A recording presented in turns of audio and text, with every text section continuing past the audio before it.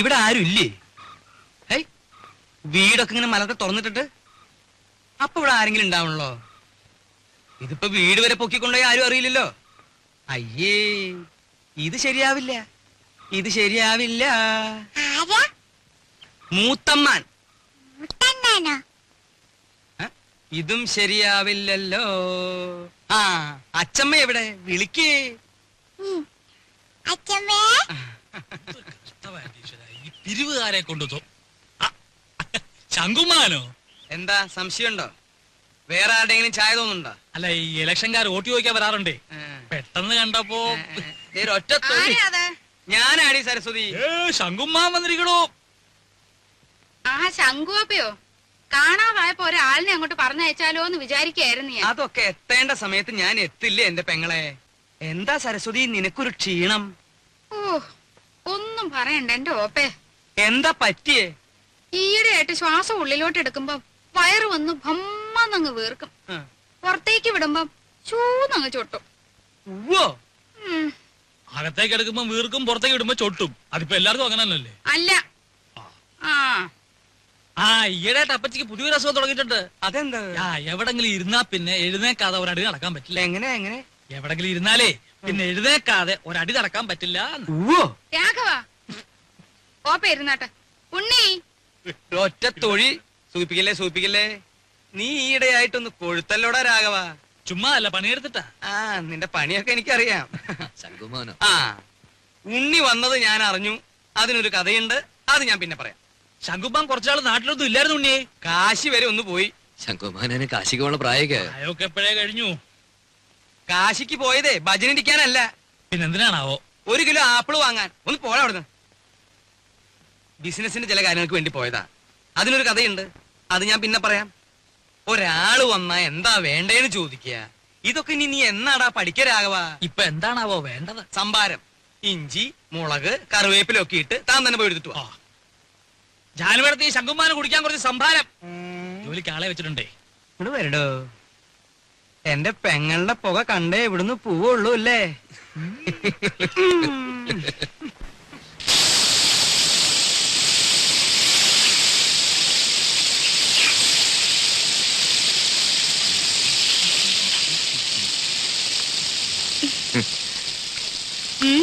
എന്താ പതിവില്ലാതെ അടുക്കളയിലൊക്കെ?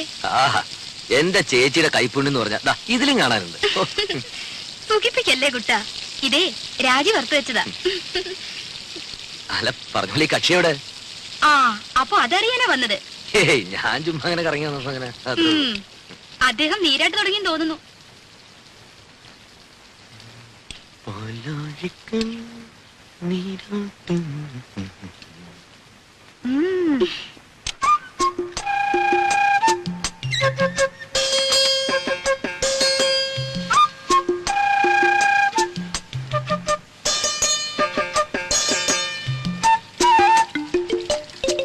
രാജി, രാജി, എന്താ തുറന്നേ. എന്തിനാ? തുറക്ക്. എന്താണ് പറയാൻ? ഒരു കാര്യമുണ്ട്, തുറക്ക്. ഞാൻ കുളി കഴിഞ്ഞിട്ടില്ല. അതൊന്നും സാരമില്ലെന്ന് തുറക്ക്. അമ്മാവനെ. അമ്മാവൻ? അമ്മാവന്റെ കാര്യം കുറച്ച് കുഴപ്പാ, തുറക്ക്, പറയാം. എന്താ? അമ്മാവനെ. അയ്യോ, എന്താ ഉണ്ണിട്ടത്? വേണ്ട ഉണ്ണിയുടെ പുറത്തു പോ. പ്ലീസ് വാ. വേണ്ട. ആരുമില്ലെന്നേ.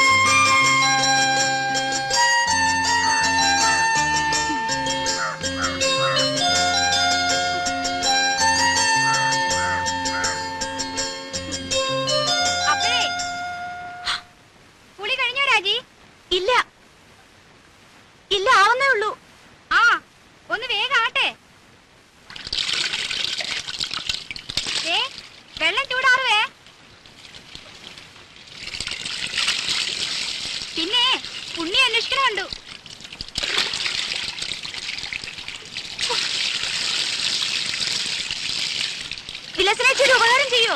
എന്താ? ആ അകത്തിരിക്കുന്ന സർപ്പം എടുത്തു തരുമോ? എവിടെയാ ഇരിക്കണേ? ആ അലമാരയുടെ മുകളിൽ കാണും. ആ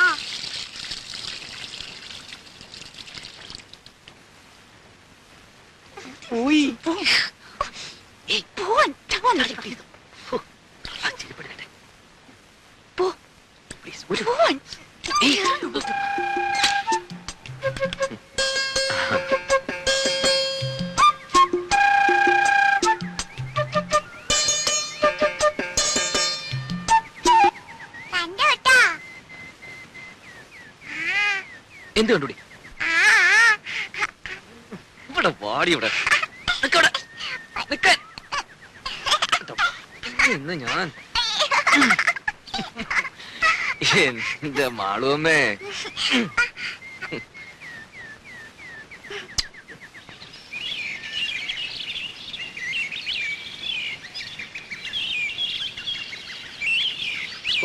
ഒരു സ്വസ്ഥത ഇല്ലെന്ന് വെച്ചാ ശയന പ്രദക്ഷിണം, അത് കഴിഞ്ഞപ്പോ ഒരു ഷഷ്ടി പൂർത്തി, ഓരോ കുരിശുകളെ. അതിനിടയ്ക്ക് കുറെ ബന്ധുക്കളും വന്നു കൂടിയിട്ടുണ്ട്. എഴുന്നള്ളത്ത് ഇത്രയും കൂടെ തീർന്നോ അല്ല ഇനിയുണ്ടോ ആവോ? എന്നാ ഈ വന്ന് കേറുന്നവർക്കെങ്കിലും ഒരു കോമൺ സെൻസ് വേണ്ടേ? അതുമില്ല. ഒരു വീടാവുമ്പോ ഇങ്ങനെയൊക്കെ അല്ലേ ഉണ്ണേട്ടാ? ഇങ്ങനെയൊന്നും അല്ല. ഇത് ഇവിടുത്തെ മാത്രം ഒരു ചിട്ടയാ, വേറെ അവിടെ ഞാനിങ്ങനെ കണ്ടിട്ടില്ല. ആകെയുള്ളത് കുറച്ചാണത് ലീവാ. അത്ര വിഷമമുള്ള ആൾക്ക് എന്നെ മോളെയും കൊണ്ടുവരുന്നല്ലോ. താനെന്നെങ്ങനെ വരാതെ? അതിനുള്ള ഏർപ്പാടൊക്കെ ഞാൻ നടക്കുന്നുണ്ട്. ഇത്തവണ പാസ്പോർട്ട് റെഡിയാക്കി വെക്കണം. 6 മാസത്തിനുള്ളിൽ ഗ്രീൻ കാർഡ് കിട്ടും. പിന്നെ വിസ അയക്കുന്നു, താനും മോളും കൂടി പറക്കുന്നു.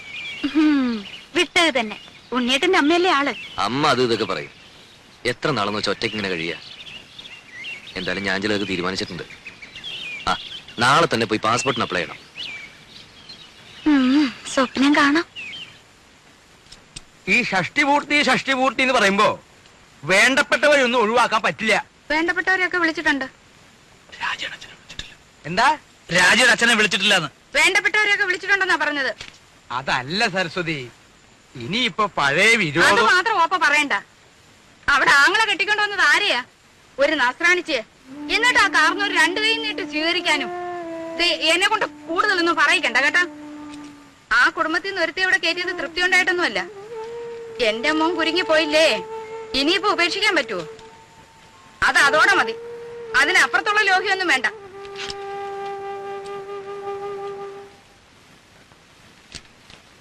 ആ നീ ഇവിടെ ഉണ്ടായിരുന്നോ? ഞാൻ നിന്നെ അന്വേഷിച്ച് നടക്കായിരുന്നു. ഈ പന്തല് പണിക്കാരുടെ തട്ടും മുട്ടും കാരണം കിടക്കാൻ ഒരിടയില്ലാണ്ടായി. എന്താ ഉണ്ണിയെ, നിന്റെ അമ്മ ഇവിടെ കൊതുകിനെ വളർത്തുണ്ടോ?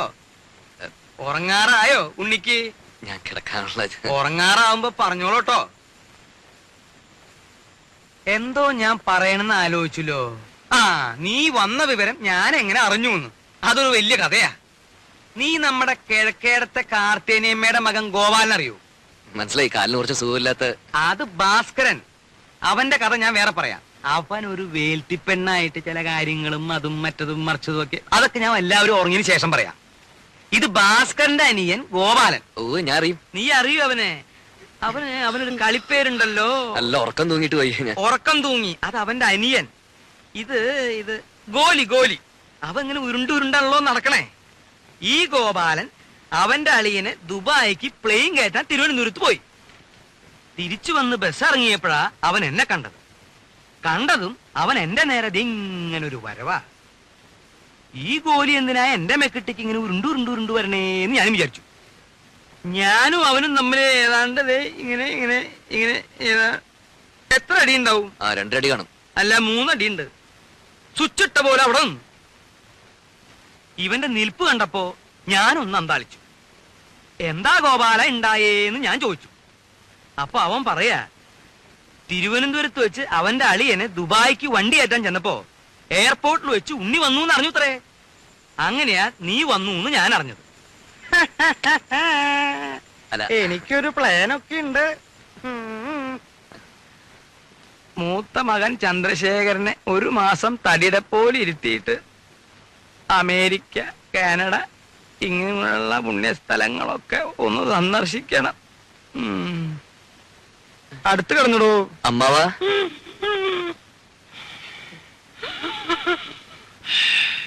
അമ്മാവാ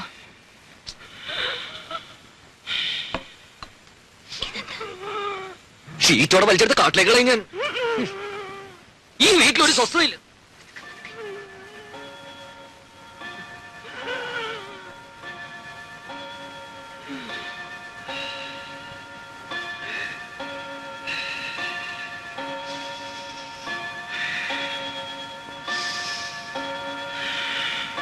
അവിടെ കിടന്നു.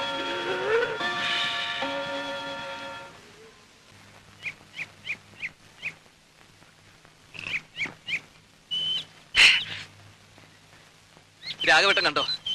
ഇന്നൊരു 4 അടിച്ചിട്ട് ഞാനൊന്ന് പെരുമാറാൻ പോവാ. വന്നിട്ടേ ദിവസം 3 മനുഷ്യനിവിടെ പ്രാന്തെടുത്തു തുടങ്ങി. ഒരു പെങ്ങളുള്ളത് ഇരുട്ടാവുമ്പോ അളിയനെയും കൂട്ടി മുറി കയറി കഥ അടയ്ക്കും. അമ്മയുടെ കാര്യം പിന്നെ പറയണ്ടല്ലോ. വരുന്നവർക്ക് മുഴുവൻ ചേക്കറ ഞങ്ങളുടെ ആ കൊച്ചുമുറി. സാധാരണ മക്കള് ലീവി വരുമ്പോ മറ്റുള്ളവർ ഒഴിഞ്ഞു കൊടുക്കും. ഇവിടെ അതല്ല, സ്നേഹിച്ച് കൊല്ലുകയല്ലേ. എന്റെ ബലമായ സംശയം ഇനി ആരെങ്കിലും വന്നാൽ എന്നെ ഉണ്ണിയെ ഇറക്കി തൊഴുത്തി കിടത്തുവന്ന. ഓ പിന്നെ ഇറങ്ങി കിടക്കാം. ഇനി ഇങ്ങ് വരട്ടെ. സ്വയംഭം സാധനം. ഒരു കുപ്പിയെ കൊണ്ടുവന്നുള്ളൂ. ഇല്ല, ഒരു കപ്പിൽ നിറച്ച് പുറകെ വന്നിട്ട്. അല്ല ഇതാരാ? ഇത് പിന്നെ തേനാണ്. അയ്യോ വേണ്ട, അറിഞ്ഞിരിക്കട്ടെ. തേനില്ലല്ലോ അച്ഛൻ, ഇന്നലെ കുടിച്ചല്ല. അത് ശരി. മാളൂട്ടി ഇത് ആരോടും പറയരുതേ. മോൾക്കച്ഛൻ മിഠായി, ബിസ്ക്കറ്റ്, ചോക്ലേറ്റ് ഒക്കെ വാങ്ങി തരും. പറയോ?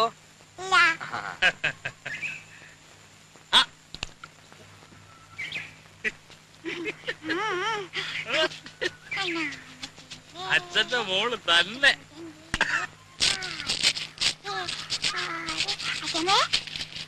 ഈ കൈയൊന്നും വേണപ്പോ. എന്തോന്നാ അനക്ക് നോക്കട്ടെ. എന്തുവാ ഇത്? അച്ഛൻ അവിടെ ഇരുന്ന് കുടിക്കുക. കുടിക്കുന്നോ? എന്ത് കുപ്പിന്ന്? ഏ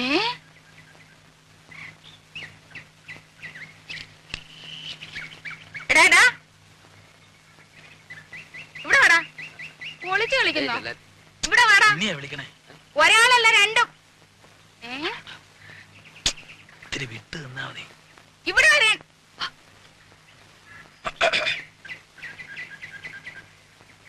അതൊരു പ്രത്യേകതരം വാഴയാ. 6ാം മാസത്തിൽ കായ്ക്കണതാ. ഞാൻ നട്ടതാ. എടാ ഇങ്ങോട്ട് വാടാ. വാ. നാട്ടല്ലേ. എന്താ വരുന്നത് അവിടെ? എവിടെ? എടാ കുളത്തിന്റെ അവിടെ എന്താ വരുന്നത്? ഇല്ല. എടാ രാഘവാ, വിളിക്കണം, ഇവിടെ വന്നേ. ഇങ്ങോട്ട് നീങ്ങി നിക്കടാ.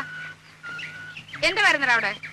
എടാ കുളത്തിന്റെ അവിടെ എന്താ വരുന്നെന്ന്? അത് പരൽമീൻ. പരൽമീന്? ഉണ്ണിക്ക് പരൽമീനെ കാണണമെന്ന് പറഞ്ഞുള്ള ഒരു പരിപാടി അവിടെ. ഇതൊന്ന് ഊതിക്കേ. ആ? ഊതടാ. കാര്യം എടാ രാഘവാ, ഇവിടെ വാടാ. ഞാൻ പറയാതെ പോന്നോ? ഇവിടെ വന്ന് നിക്കടാ.